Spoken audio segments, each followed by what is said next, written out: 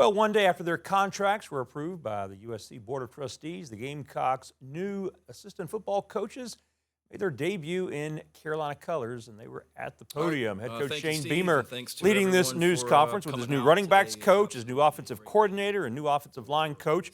Of course, the new offensive coordinator receiving the most attention, which is natural. Kendall Briles comes to Columbia from TCU. He also had stops at Arkansas and Baylor. He is the person charged with reigniting this Gamecock offense, which struggled for most of the 2025 campaign.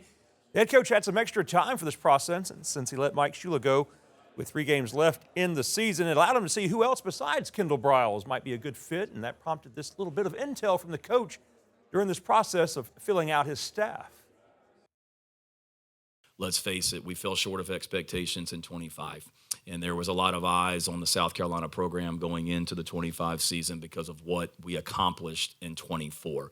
And we fell short of expectations. And a lot of that people would point, whether fair or not, that the offense fell short of expectations. So every offensive coordinator that I talked to, or potential offensive coordinator about coming here, they had to understand what a great opportunity this is. But there's going to be a lot of eyes on you because of, what we return and the way that we fell short in 25. And there were a lot of coaches that early in the process that I had conversations with, it sounded great, but as it got closer and closer, I think just to be frank, I think the opportunity was maybe too big for them.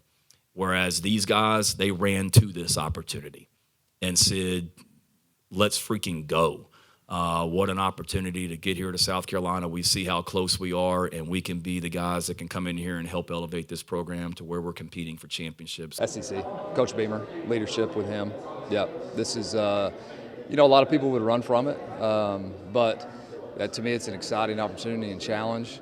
Like I said earlier, they got some guys here that can play, and if we can figure out a way to turn it around, protect the football, and keep playing defense, special teams the way that they're playing, then we'll have a great opportunity to be incredibly competitive in this league.